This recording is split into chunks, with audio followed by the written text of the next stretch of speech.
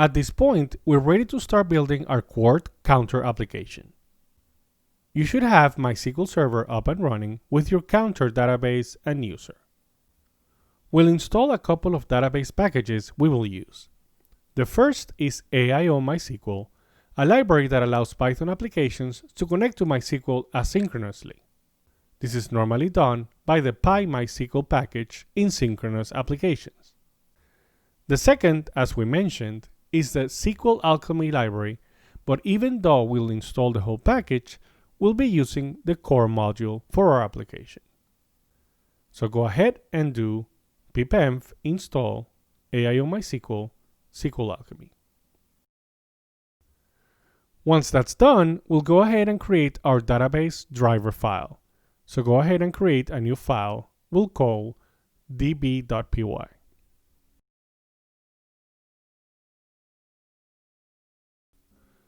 First, we will import the create engine from the SQL Alchemy or SA package inside AIO MySQL. We'll also need to import the current app from Quart. Think of the current app as the currently running instance of the Quart application. We'll need it to read the settings that we've set for the database connection. So let's create the engine using the user, password, host, and database from those settings. We finally acquire the connection and return it to the caller. Save the file. Now let's go ahead and create our first and only blueprint of the application, the counter module. First, create the counter folder and inside create the empty init.py to declare it a module. Then create the models.py file with the following contents. We'll begin by importing some modules from SQL Alchemy. The names might sound familiar. Table allows us to set up a table in the database. Column allows us to create the table columns. Integer is the only column type we use. And finally, metadata, which will allow us to do introspection about the table schema when we use migrations.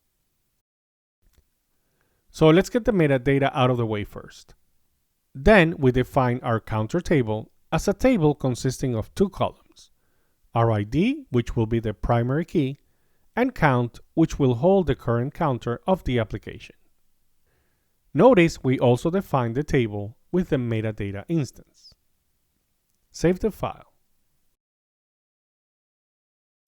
Now let's go ahead and build the view.py file, which will be our main controller and blueprint. We'll import blueprint to create the counter app blueprint as well as the current app, which we'll need to get the database connection. Since we'll be doing a select query, we'll also import that from SQL Alchemy.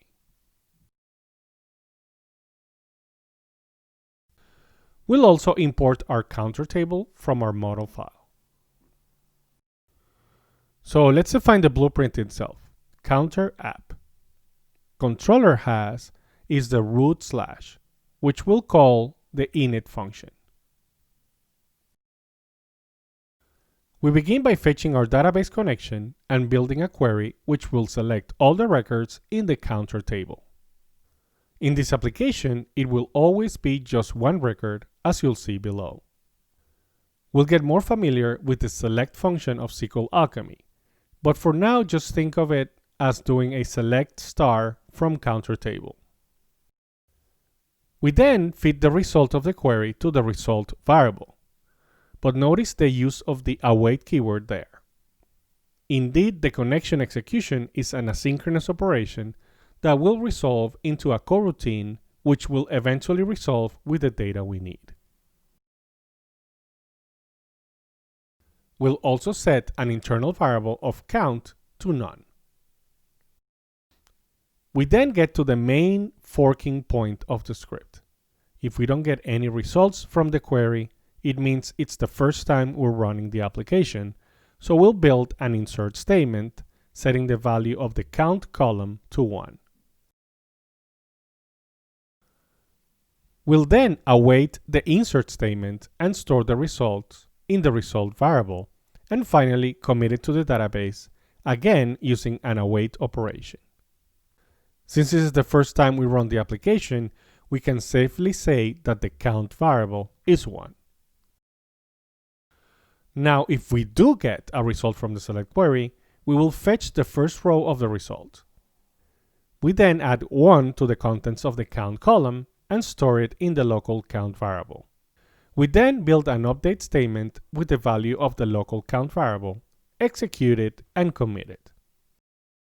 Finally, we return the value of the count variable to the request as HTML content. As you can already notice, any database connection operations must be awaited, since they are I/O operations that can yield to the event loop. Save the file. Next, we'll create the application factory as we've done in the past in my Flask course.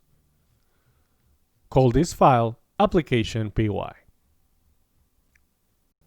We begin by importing Quart and the SA connection variable from the DB file we created earlier. Next, we define the factory variable as createApp with a config overrides parameter that will allow our tests to change the settings environment variables when running them. We then begin by creating an app instance of Quart and configure the app from the settings.py file contents. Then update the app with any changes passed on the config overrides parameter. After that, we import the counter app blueprint from the views.py file and register it. We now need a way for the application to open a reusable connection to the MySQL database server. For that, we'll use a couple of special decorators called before serving and after serving.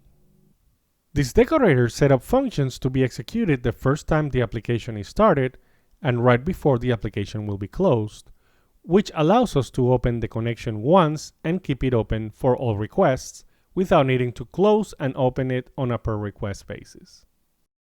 For the before serving function, we'll put a short message to confirm we're starting the app and then await a database connection.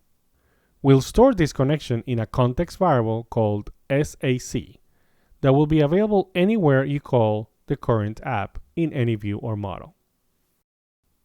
Finally, with the after serving function, we'll close the database connection properly so any pending database requests are properly taken care of.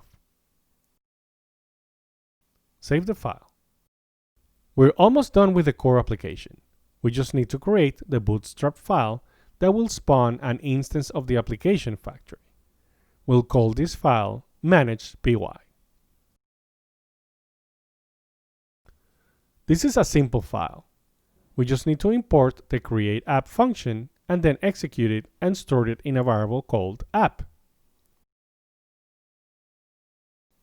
Save the file and let's go ahead and start with the database migration configuration.